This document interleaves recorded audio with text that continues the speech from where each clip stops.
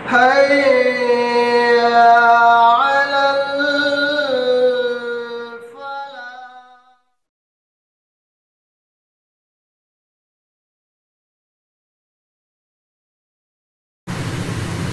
الحمد لله رب العالمين والصلاة والسلام على سيد المرسلين وعلى آله وصحبه أجمعين. أما بعد،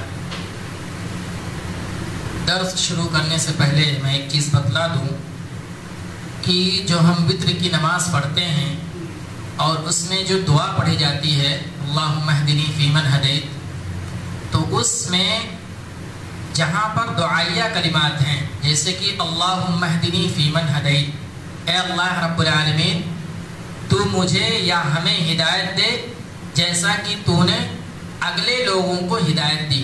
یہاں پر ہم اور آپ آمین کہیں گے. اور اس دعا کے اندر کچھ چیزیں ایسی ہیں جو دعائیہ کلمات نہیں ہیں. مثال کے طور پر جہاں سے میں نے سانس نہیں توڑی ہے وہاں پر ایسے کلمات ہیں کہ وہ دعائیہ کلمات نہیں ہیں. وہاں پر پہلے کے لوگ جو تھے ان کے بارے میں تذکرہ کیا گیا ہے. اب مثال کے طور پر اردو میں سمجھی جائے بات کہ اگر کہا جائے کہ میں یہاں سے کرناٹک جاؤں گا تو اس پہ آمین کہنے کی ضرورت ہے نہیں ہے. اس پر کہنے کی آمین کہنے کی ضرورت نہیں ہے. یہ کہا جائے یا اللہ مجھے کرناٹک پہنچا دے، اس پر آمین کہنا. تو اس دعا کے اندر کچھ ایسے جملے ہیں جس میں پہلے کے لوگ جو تھے ان کے بارے میں ذکر کیا گیا ہے، تو اس پر آمین کہنے کی ضرورت نہیں ہے. آمین کہاں کہنا ہے؟ اللہم اہدنی فیمن ہدیت، یہاں پر آمین کہنا. وعافنی فیمن عافیت وتولنی فیمن تولیت وبارک لی فیما اعطیت وقنی شر ما قضیت، یہاں تک آمین کہنا ہے. فإنک تقضی ولا یقضى علیک، یہاں پر آمین کہنے کی ضرورت نہیں ہے، کیونکہ یہاں پر پہلے کے لوگ جو تھے صحابہ کرام تھے، حضرت ابراہیم علیہ السلام کے بارے میں، نبی اکرم صلی اللہ علیہ وسلم کے بارے میں بات کی گئی ہے. تو اس پر آمین کہنے کی ضرورت نہیں ہے اور اس پر ہمیں آمین کہنے سے گریز کرنا چاہیے. بہت ساری جگہوں پر یہ چیز دیکھی جاتی ہے کہ آمین کہتے ہیں، آمین نہیں کہنا چاہیے. آمین صرف جو دعائیہ کلمات ہیں اس پر آمین کہی جاتی ہے. بسم اللہ الرحمن الرحیم، الحمدللہ رب العالمین. سب سے پہلے ہم سورہ فاتحہ جو کہ قرآن کی سب سے پہلی سورت ہے اور یہ سورت مکی ہے، اور مکی سورت اس کو کہتے ہیں جو آیتیں نبی اکرم صلی اللہ علیہ وسلم کے ہجرت کرنے سے پہلے نازل ہوئی ہیں. چاہے وہ پوری سورت ہو چاہے وہ تھوڑی سی آیت ہو، اس کو مکی سورت کہتے ہیں. اور ہجرت کرنے کے بعد قرآن کی جو آیتیں نازل کی گئیں اس کو مدنی سورت کہتے ہیں. تو سورہ فاتحہ یہ مکی سورت ہے اور اس سورت کی بہت زیادہ اہمیت و فضیلت ہے. ہم اور آپ اس بات سے اس سورت کی اہمیت و فضیلت کو سمجھیں کہ اس کو ام القرآن کہا گیا ہے، اس کو ام القرآن کہا گیا ہے. اور اسی طریقے سے بہت سارے ناموں سے تعبیر کیا گیا ہے. اور سب سے بڑی فضیلت جو ہے سورہ فاتحہ کے بنا پڑھے اگر کوئی آدمی سورہ فاتحہ نہیں پڑھتا ہے تو اس کی نماز نہیں ہوگی. لا صلاۃ لمن لم یقرأ بفاتحۃ الکتاب، نبی اکرم صلی اللہ علیہ وسلم کی حدیث ہے کہ کوئی بھی نماز ہو اگر سورہ فاتحہ اس میں نہ پڑھی جائے تو نماز قابل قبول نہیں ہے. اس لیے ہم اور آپ کو سورہ فاتحہ پڑھنا چاہیے. ایک حدیث کے اندر آتا ہے کہ ایک مرتبہ اللہ کے نبی صلی اللہ علیہ وسلم نماز پڑھا رہے تھے. صحابہ کرام نبی اکرم صلی اللہ علیہ وسلم نماز پڑھا رہے تھے اور جو آیتیں اللہ کے نبی صلی اللہ علیہ وسلم پڑھ رہے تھے اس کو پیچھے جو صحابہ کرام تھے اس کو دہرا رہے تھے. تو اللہ کے نبی صلی اللہ علیہ وسلم نماز کے فوراً بعد سوال کیا کہ اے صحابہ کرام، کیا تم لوگ میں جو آیت پڑھ رہا تھا وہی آیت تم لوگ بھی دہرا رہے تھے؟ تو صحابہ کرام نے کہا ہاں. اللہ کے نبی صلی اللہ علیہ وسلم نے منع فرمایا اور کہا کہ صرف اور صرف سورہ فاتحہ پڑھ لو، وہی کافی ہے، اس کے علاوہ کوئی چیز کوئی آیت پڑھنے کی ضرورت نہیں ہے.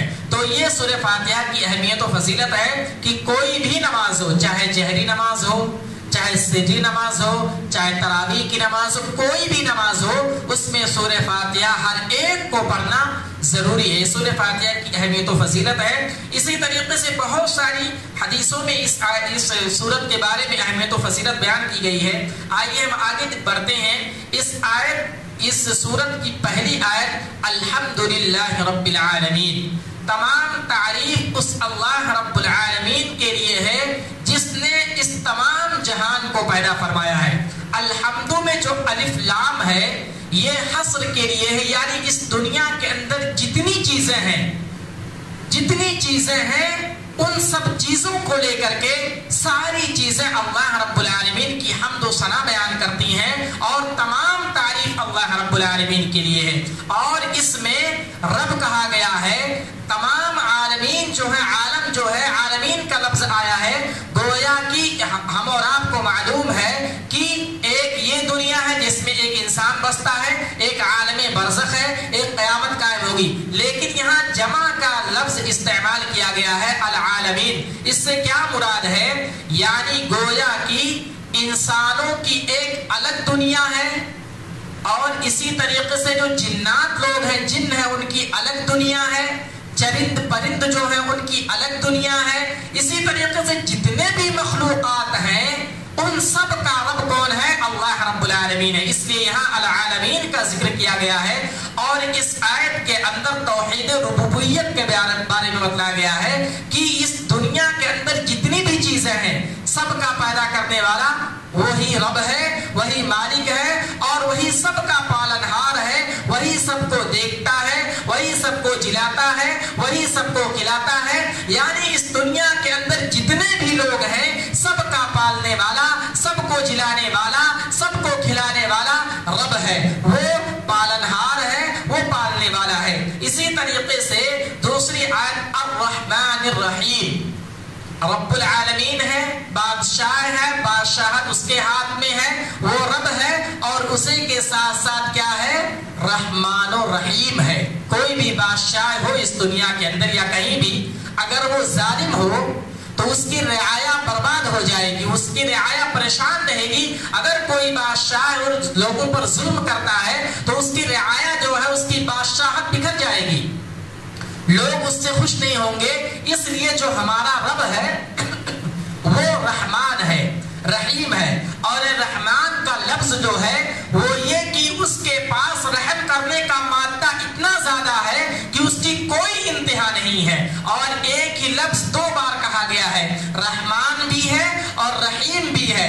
رحمان کا لفظ پہلے آیا ہے، علماء کرام نے اس کے بارے میں کہا ہے کہ رحمان کا لفظ اس لیے پہلے لایا گیا ہے کیونکہ اللہ رب العالمین اتنا زیادہ رحم کرنے والا ہے کہ اس دنیا کے اندر اگر کوئی بندہ اللہ کی عبادت کرتا ہے، اللہ کے فرمان کے مطابق اپنی زندگی گزارتا ہے، اس پر بھی اللہ رب العالمین رحم کرتا ہے، اور اگر کوئی بندہ ایسا ہے جو اللہ کا نافرمان ہے، اللہ کے فرمان کے مطابق زندگی نہیں گزارتا ہے، اللہ کی نافرمانی کرتا ہے، اللہ کو چھوڑ کر کے دوسروں کی عبادت کرتا ہے، دوسروں کی پوجا اور پاٹ کرتا ہے، آگ کو اپنا معبود بلاتا ہے اور اسی طریقے سے اپنے ہاتھوں سے بنا کر کے بت پرستی کرتا ہے، اس پر بھی اللہ رب العالمین رحم کرتا ہے۔ جو اللہ کی عبادت کرتا ہے اس کو بھی اللہ رب العالمین پالتا ہے، پوستا ہے، اس کو بھی جلاتا ہے، اس کو بھی کھلاتا ہے، اور جو اللہ رب العالمین کی نافرمانی کرتا ہے، اس کی عبادت نہیں کرتا ہے، اس کو بھی اللہ رب العالمین، اس کے اوپر بھی اللہ رب العالمین رحم کرتا ہے۔ اور رحیم کا معنی یہ ہے کہ اللہ رب العالمین اس پر رحم کرے گا جس نے اس دنیا کے اندر اس کی رضا کے لیے، اس کی خوشنودی کے لیے اپنی زندگی گزاری، آخرت میں اللہ رب العالمین اس پر رحم فرمائے گا اور اس کی جزا و سزا اس کے اعمال کے مطابق آخرت کے اندر اس کو دے گا اور اس پر رحم فرمائے گا۔ تو الرحمن الرحیم کا معنی ہے جو بہت ہی رحم کرنے والا، جو بہت ہی مہربان ہے۔ اور اسی طریقے سے رحمان و رحیم ہے، رب ہے، پالنے والا ہے۔ یہ ایسا نہیں ہے کہ صرف دنیا کے اندر رحمان و رحیم ہے، دنیا کے اندر رب ہے۔ مالک یوم الدین، جب قیامت قائم ہوگی، دنیا ختم ہو جائے گی، مالک یوم الدین، جو یوم الدین ہے، قیامت کا دن ہے، اس دن کا بھی مالک اللہ رب العالمین ہے، اس کا بھی مالک ہے۔ جب یوم جزا کا دن ہوگا، یوم سزا کا دن ہوگا، اس دن کا بھی مالک ہے۔ یعنی ایک مسلمان کو یہ ملحوظ خاطر رکھنا چاہیے کہ دنیا کی زندگی گزارنے کے بعد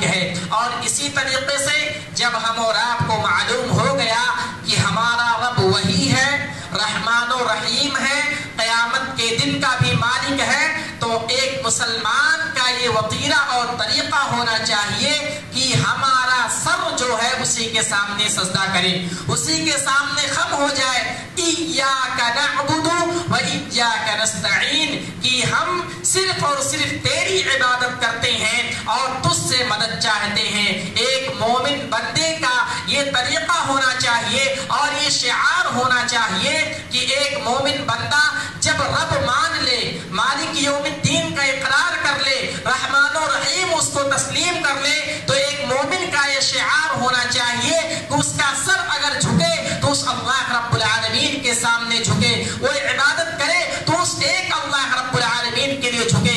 گویا کہ اس آیت کے اندر توحید الوہیت کا اقرار کر دیا گیا ہے۔ کفار مشرکین جو تھے، نبی اکرم صلی اللہ علیہ وسلم کے زمانے میں جو لوگ تھے، وہ توحید ربوبیت کا اقرار کرتے تھے، وہ یہ مانتے تھے کہ اس دنیا کا پالنے والا، اس دنیا کا جلانے والا، اس دنیا کو کھلانے والا کوئی ہے، لیکن جب عبادت کرتے تھے تو اللہ کے ساتھ کسی کو شریک ٹھہراتے تھے۔ وہ عبادت ایک اللہ رب العالمین کی نہیں کرتے تھے، ایک خالق کی نہیں کرتے تھے، ایک مالک کی نہیں کرتے تھے، بلکہ اس کے ساتھ ساتھ اپنے ہاتھ سے بنائے ہوئے بت کی عبادت کرتے تھے، اس کی پرستش کرتے تھے، آگ کی پوجا کرتے تھے، ہوا کی عبادت کرتے تھے۔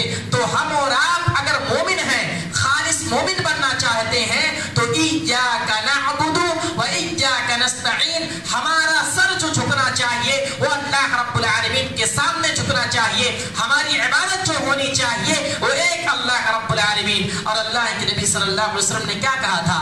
قولوا لا الہ الا اللہ تفلحوا، اے لوگوں کہہ دو لا الہ الا اللہ کہہ دو، کامیاب ہو جاؤ گے۔ کیونکہ کفار مشرکین توحید ربوبیت کو مانتے تھے، معاملہ جو آ کر کے بگڑتا ہے وہ الوہیت پہ بگڑتا ہے۔ ہم اور آپ یہ کہتے ہیں اللہ کو بھی ماننا، بابا کو بھی ماننا، قبر پرستی بھی کرنا، چادر بھی چڑھانا نہیں، عبادت صرف اور صرف اللہ رب العالمین کی ہونی چاہیے، صرف اور صرف اللہ، سجدے کرنا اللہ رب العالمین کے لیے، ذبیحہ چڑھانا اللہ رب العالمین کے لیے، دعا مانگنا اللہ رب العالمین کے لیے، کوئی بھی شریک نہیں، کوئی بھی ساجی نہیں، کسی طریقے سے کوئی شرک نہیں۔ تو ایاک نعبد و ایاک نستعین، ہم تیری ہی عبادت کرتے ہیں اور تجھ سے مدد چاہتے ہیں۔ اور اگر ایسا ہم کرتے ہیں، عبادت کرتے ہیں، تو ایک مومن کو جب یہ چیزیں ہو جانی چاہیے تو اللہ رب العالمین سے اس کی توفیق ماننی چاہیے، کیونکہ اگر اللہ رب العالمین کی توفیق نہ ہو تو ایک آدمی گمراہ ہو جاتا ہے، ایک آدمی بھٹک جاتا ہے۔ اس لیے ہم اور آپ اللہ رب العالمین سے دعا کریں، اہدنا الصراط المستقیم۔ کس چیز کی دعا کریں؟ اے اللہ رب العالمین تو ہمیں سیدھا راستہ جو ہے اس پر چلا، ہمیں سچی اور سیدھی راہ دکھا، جو سیدھا راستہ ہے اس پر چلنے کی توفیق عطا فرما۔ اس کا مفہوم بہت ہی بہترین ہے۔ اللہ رب العالمین سے ہم اور آپ یہ دعا کریں گے، اہدنا الصراط المستقیم، کہ اللہ رب العالمین تو ہمیں سیدھا راستہ دکھلا۔ اور کون سا راستہ؟ سیدھا راستہ کون سا ہے؟ اللہ رب العالمین نے آگے بیان فرمایا، صراط الذین انعمت علیہم غیر المغضوب علیہم ولا الضالین، آمین۔ صراط الذین انعمت، ان لوگوں کا راستہ جس پر تو نے انعام کیا۔ انعام کس پر ہوا؟ انعام کس پر ہوا؟ جن لوگوں نے اللہ کی بات مانی، اللہ کے فرمان کے مطابق اپنی زندگی گزاری، ان پر اللہ رب العالمین نے انعام کیا۔ دنیا کے اندر بھی وہ سر بلند رہے اور آخرت میں بھی انشاءاللہ اللہ رب العالمین ان کو جنت عطا کرے گا، جنت میں داخل کرے گا۔ غیر المغضوب علیہم ولا الضالین، اور یہ بھی دعا کرنی چاہیے کہ ان لوگوں کا راستہ مت دکھلا جن لوگوں پر تیرا غضب نازل ہوا، جن لوگوں سے تو ناراض ہوا، ان لوگوں کی طرح ہم اور آپ کی زندگی گزارنے سے بچا۔ تو ہم اور آپ یہ جو سورہ فاتحہ پڑھتے ہیں تو یہ دعائیں کرتے ہیں، گویا کہ اس سورت کے اندر اللہ رب العالمین نے پہلے توحید ربوبیت، پھر توحید الوہیت اور اسماء و صفات تمام چیزیں تمام چیزوں کے بارے میں یہ چیزیں بتلائی ہیں، اور اسی طریقے سے دعا بھی بتلائی ہے کہ ایک آدمی جب یہ سورت پڑھتا ہے تو دعا کرتا ہے اہدنا الصراط المستقیم، ہمیں سیدھا راستہ دکھلا، اور سیدھا راستہ کون سا ہے؟ جس پر اللہ رب العالمین راضی ہوا اور جس پر راضی ہو کر کے جس لوگوں پر انعام کیا۔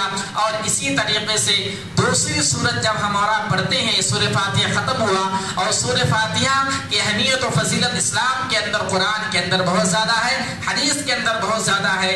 ہم سورہ بقرہ کو آگے پڑھتے ہیں جو کہ آج تراویح کی نماز میں پڑھائی گئی۔ سب سے پہلی جو آیت سورہ بقرہ کے بارے میں ہم اور آپ جانتے ہیں کہ سورہ بقرہ کی اہمیت و فضیلت بہت زیادہ ہے۔ اس سورت کے بارے میں آتا ہے کہ اگر کوئی آدمی اپنے گھر کے اندر اس سورت کو پڑھتا ہے تو یہ جان لیجئے کہ وہ آدمی شیطان سے محفوظ رہے گا، شیطان کا جو سایہ ہوتا ہے اس سے کوسوں دور رہے گا، وہ آدمی دور رہے گا۔ یہ سورہ بقرہ کی اہمیت و فضیلت ہے۔ اور اسی طریقے سے جب ہم سورہ بقرہ کو پڑھتے ہیں تو سب سے پہلی آیت جو ہے الف لام میم، الف لام میم، یہ ایسی آیت ہے اور یہ ایسے الفاظ ہیں جن کو ہم حروف مقطعات کہتے ہیں۔ حروف مقطعات کا مطلب یہ ہے کہ جن کا معنی صرف اور صرف اللہ رب العالمین کو ہے۔ ہم اور آپ جانتے ہیں اس دنیا کے اندر بہت سارے علماء، فقہا، بہت سارے ادیب ہیں، بہت سارے جانکار ہیں، لیکن یہ قرآن کی فصاحت ہے اور اس قرآن کی یہ اہمیت و فضیلت ہے، اور اللہ رب العالمین یہ چیلنج کرتا ہے، یہ آیتیں نازل کر کے بتلانا چاہتا ہے کہ ان کا علم صرف اور صرف اللہ رب العالمین کو ہے، ان کا علم کسی کے پاس نہیں ہے، چاہے کتنے بڑے عالم ہو، چاہے کتنے بڑے فقیہ ہو، چاہے کتنے بڑے ادیب ہو، لیکن الف لام میم جو حروف مقطعات ہیں ان کا علم کسی کو نہیں ہے۔ تو یہ الف لام میم ہے جن کا معنی کسی کو معلوم نہیں ہے، لیکن اللہ کے نبی صلی اللہ علیہ وسلم نے ہم اور آپ کو بتلایا ہے کہ اگر کوئی آدمی قرآن کی تلاوت کرتا ہے، قرآن کی تلاوت اگر ہم اور آپ کرتے ہیں تو معلوم ہے کہ ایک حرف پر ہم اور آپ کو کتنی نیکیاں دی جاتی ہیں؟ 10 نیکیاں ملتی ہیں۔ اور یہ الف لام میم جو حرف ہے ایک حرف نہیں ہے، یہ 3 حرف ہے۔ اللہ کے نبی صلی اللہ علیہ وسلم نے کہا الف حرف، لام حرف، میم حرف، یہ 3 حرف ہیں۔ گویا کہ اگر کوئی آدمی الف لام میم پڑھتا ہے تو اللہ رب العالمین اس کو 30 نیکی عطا کرتا ہے۔ تو یہ ایک حرف الف ہے، لام دوسرا حرف ہے، میم تیسرا حرف، اللہ رب العالمین اس کو 30 جو ہے اجر دیتا ہے۔ تو الف لام میم ہے، اس کا معنی کسی کو معلوم نہیں ہے۔ آگے کی آیت ہے ذالک الکتاب لا ریب فیہ ھدی للمتقین۔ اس کتاب کے بارے میں اللہ رب العالمین نے کہا ہے کہ اس کتاب کے بارے میں کوئی شک نہیں ہے، کوئی شک اور کوئی جو ہے لا ریب، اس میں ریب کی گنجائش نہیں ہے، کوئی شک نہیں ہے، پرہیزگاروں کو راہ دکھلانے والی ہے۔ اور یہ کتاب جو ہے متقی جو ہے، پرہیزگار جو ہے، ان کے لیے ہدایت یافتہ ہے۔ ہم اور آپ کو معلوم ہے کہ یہ جو قرآن ہے اللہ رب العالمین کے جانب سے ہے، اللہ رب العالمین کا کلام ہے، یہ ہم اور آپ کا کلام نہیں ہے۔ جب اللہ کے نبی صلی اللہ علیہ وسلم لوگوں کو پڑھ کر کے بتلاتے تھے تو کہتے تھے کہ یہ آدمی پاگل ہو گیا ہے، یہ مجنون ہو گیا ہے، یہ شاعر ہے، اپنی طرف سے الفاظ کو بیان کرتا ہے۔ تو قرآن مجید کے اندر اللہ رب العالمین نے کہا وَإِن كُنتُمْ فِي رَيْبٍ مِّمَّا نَزَّلْنَا عَلَىٰ عَبْدِنَا فَأْتُوا بِسُورَةٍ مِّن مِّثْلِهِ وَادْعُوا شُهَدَاءَكُم مِّن دُونِ اللَّهِ إِن كُنتُمْ صَادِقِينَ۔ اگر تم اس قرآن کے بارے میں اگر تم شک کرتے ہو تو ایک سورت لا کر کے بتلاؤ، ایک سورت لا کر کے دکھلاؤ۔ اگر تم سچے ہو، تم ایک نہیں پورے کنبے قبیلے والے مل کر کے اکٹھا ہو جاؤ اور ایک سورت کو لا کر کے دکھلاؤ۔ لیکن جو کفار مشرکین تھے، جو یہ دعویٰ کرتے تھے کہ یہ قرآن غلط ہے، یہ اللہ کا کلام نہیں ہے، نبی اکرم صلی اللہ علیہ وسلم کا کلام ہے، یہ مجنون ہے، پاگل ہے، شاعر ہے، اپنی طرف سے آیتوں کو گڑھ کر کے بتلاتا ہے۔ جب اللہ رب العالمین نے آیت نازل فرمائی اور چیلنج دیا تو کفار مشرکین شستر رہ گئے اور کفار مشرکین بھاگ گئے اور وہ لوگ پسے پشت ہو گئے اور ان لوگوں نے ایک آیت تک نہ پیش کر سکے، ایک آیت تک پیش نہ کر سکے۔ تو یہ قرآن کا اعجاز ہے اور اس کے بارے میں کسی کو شک نہیں ہے۔ اگر کوئی آدمی متقی ہے، اگر کوئی آدمی پرہیزگار ہے، اگر کوئی آدمی مومن ہے، اگر کوئی آدمی اپنے آپ کو ایمان والا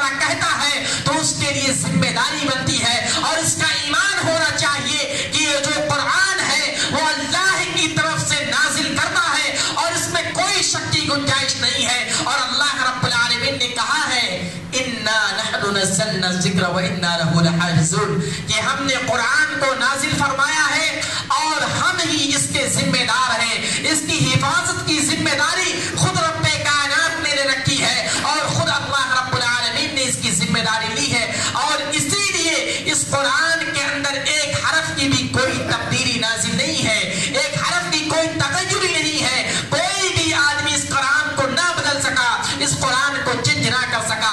اس لیے اللہ رب العالمین نے کہا لا ریب فیہ، یہ ایسی کتاب ہے جس میں شک کی گنجائش نہیں ہے، ھدی للمتقین، اور متقیوں کے لیے ہدایت ہے۔ یہ قرآن تو سارے لوگوں کے لیے نازل کیا گیا ہے، کہیں قرآن نے کہا ھدی للناس، لوگوں کے لیے ہدایت ہے، کہیں ھدی للمتقین، متقیوں کے لیے ہدایت ہے، یعنی کہ جو آدمی قرآن سے لو لگائے گا، قرآن کی تلاوت کرے گا، قرآن کو پڑھے گا، قرآن کو سمجھنے کی کوشش کرے گا، ان سارے لوگوں کے لیے یہ قرآن جو ہے ہدایت ہے۔ اس لیے ہم اور آپ کو قرآن کی تلاوت کرنی چاہیے۔ اور آگے اللہ رب العالمین نے متقیوں کی صفات بیان کرتے ہوئے کہا الذین یؤمنون بالغیب ویقیمون الصلاة ومما رزقناہم ينفقون، کہ مومنین وہ ہیں جو لوگ غیب پر ایمان لاتے ہیں اور نماز کو قائم کرتے ہیں اور ہمارے دیے ہوئے مال سے خرچ کرتے ہیں۔ غیب سے مراد کیا ہے؟ غیب سے مراد یہ ہے کہ اللہ رب العالمین اس دنیا کا پالنے والا ہے، اور اسی طریقے سے جو اللہ رب العالمین کی جانب سے وحی نازل کی جاتی تھی وہ غیب کی چیزیں ہیں۔ جنت جو اللہ رب العالمین نے مومنوں کے لیے تیار کر رکھی ہے، دوزخ جو اللہ رب العالمین نے کفار و مشرکین کے لیے تیار کر رکھی ہے، ان تمام چیزوں پر ملائکہ جو فرشتے ہیں ان پر ایک ایمان والوں کا ایمان والا بندہ ہے، ان پر ایمان لانا چاہیے کہ ملائکہ ہیں۔ عذاب قبر جو قبر کا عذاب ہے، جو قرآن میں حدیث میں ان سب چیزوں کے بارے میں تذکرہ کیا گیا ہے، اور اسی طریقے سے حشر جب قیامت قائم ہوگی، میدان حشر قائم ہوگی، ان تمام چیزوں پر ایمان لانا غیب کہلاتا ہے۔ غیب کی چیزیں ہیں جس پر ایک ایمان والے مومن بندے کو جو ہے ایمان رکھنا چاہیے، اور اسی طریقے سے نماز کو قائم رکھتے ہیں وہ ایمان والے ہیں۔ نماز کا قائم کرنے کا کیا مطلب ہے؟ اس زمانے میں جو مشرکین تھے، جو منافقین تھے، وہ بھی نماز قائم کرتے تھے، لیکن نماز قائم کرنے کا مطلب یہ ہے کہ جو سنت نبوی ہے، نبی اکرم صلی اللہ علیہ وسلم کا جو طریقہ ہے نماز قائم کرنے کا، جو طریقہ بتلایا ہے صلو کما رأیتمونی اصلی، اللہ کے نبی صلی اللہ علیہ وسلم نے کہا نماز کو اس طریقے سے پڑھو جس طریقے سے تم نے نماز پڑھتے ہوئے مجھے دیکھا ہے۔ تو جو طریقہ نبی اکرم صلی اللہ علیہ وسلم کا نماز پڑھنے کا ہے، اسی طریقے سے نماز پڑھنے کا نام نماز قائم کرنے کا ہے۔ اور اسی طریقے سے اللہ رب العالمین نے یہ کہا وَمِمَّا رَزَقْنَاهُمْ يُنْفِقُونَ، اگر اللہ رب العالمین نے آپ کو مال و دولت سے نوازا ہے، اگر اللہ رب العالمین نے آپ کو مال و دولت اس دنیا کے اندر دیا ہے، تو ہم اور آپ کی ذمہ داری بنتی ہے کہ وہ اللہ کی راہ میں خرچ کریں، کیونکہ قرآن مجید کے اندر ہے انما اموالکم و اولادکم فتنہ، تمہارے لیے تمہارے مال اور تمہاری اولاد فتنہ ہے۔ وَلَنَبْلُوَنَّكُمْ بِشَيْءٍ مِّنَ الْخَوْفِ وَالْجُوعِ وَنَقْصٍ مِّنَ الْأَمْوَالِ وَالْأَنفُسِ وَالثَّمَرَاتِ وَبَشِّرِ الصَّابِرِينَ، کہ اللہ رب العالمین تم کو مال و دولت دے کر کے آزماتا ہے کہ کون سا بندہ ایسا ہے جو اللہ کی راہ میں مال کو پا کر کے اللہ کی راہ میں خرچ کرتا ہے، مسجدوں میں خرچ کرتا ہے، صدقہ و خیرات کرتا ہے، ضرورت مندوں پر خرچ کرتا ہے۔ تو اگر اللہ رب العالمین نے آپ کو مال و دولت سے نوازا ہے تو ہم اور آپ کی ذمہ داری بنتی ہے کہ ہم اور آپ مال و دولت کو اللہ کی راہ میں خرچ کریں، کیونکہ ہم اور آپ کو معلوم ہونا چاہیے کہ سب سے بہترین پیسہ اور سب سے بہترین روپیہ وہ ہے جو اللہ کی راہ میں خرچ کیا گیا ہو۔ اگر ہم اور آپ اللہ کی راہ میں خرچ کرتے ہیں تو یہی روپیہ اور پیسہ ہمارے لیے ذخیرہ آخرت بنے گا۔ کل قیامت کے دن ہم نے جو اعمال کیے ہیں، نیک اعمال کیے، وہی کام آنے والا ہے، اس کے علاوہ کچھ کام نہیں آنے والا۔ تو اگر اللہ رب العالمین نے ہم اور آپ کو مال و دولت سے نوازا ہے تو ہم اور آپ مال و دولت کو اللہ کی راہ میں خرچ کریں۔ اور آگے والذین یؤمنون بما انزل الیک وما انزل من قبلک وبالآخرۃ هم یوقنون، اور جو لوگ ایمان لاتے ہیں اس پر جو آپ کی طرف اتارا گیا اور جو آپ سے پہلے اتارا گیا اور وہ آخرت بھی ایمان رکھتے ہیں، یعنی اللہ رب العالمین نے جو قرآن نازل کیا ہے اس پر ایک ایمان والے کو ایمان ہونا چاہیے کہ اللہ رب العالمین کے جانب سے جو ہے نازل کیا گیا ہے، اور اسی طریقے سے جو اس سے پہلے کتابیں نازل کی گئی تھی، توریت ہو گیا، زبور ہو گیا، انجیل ہو گیا، اس پر بھی ایمان لانے کی ضرورت ہے۔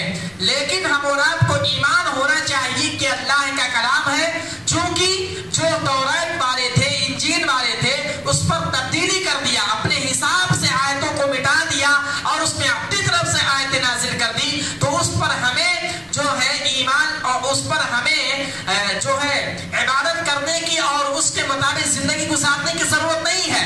ہم اور آپ کو زندگی گزارنا قرآن کے مطابق ہے، لیکن ہمارا یہ ایمان ہونا چاہیے کہ یہ توریت جو ہے اللہ کا کلام ہے، انجیل جو ہے اللہ کا کلام ہے اور اللہ کی طرف سے نازل کرتا ہے، اور ایک نبی پر اللہ رب العالمین نے کتابیں نازل فرمائی تھی۔ اور اسی طریقے سے آخرت پہ بھی ہمیں ایمان ہونا چاہیے، یقین ہونا چاہیے کہ یہ دنیا کی زندگی فانی ہے، ختم ہونے والی ہے، اللہ رب العالمین کے سامنے ہم اور آپ کو پیش ہونا ہے، ہر ایک عمل کا اللہ رب العالمین کے سامنے ہم کو جواب دے دینا ہے، جواب دے ہونا ہے کہ ہم نے کام کیا تو کیوں کیا، اللہ رب العالمین کا حکم تھا کہ اللہ رب العالمین نے کرنے کا حکم دیا تھا کہ اللہ رب العالمین نے منع کیا تھا، تو آخرت پر بھی ایمان رکھنا چاہیے، اور حقیقی زندگی جو ہے وہ آخرت کی زندگی ہے، والآخرۃ خیر وابقا، آخرت کی زندگی سب سے بہتر اور باقی رہنے والی ہے۔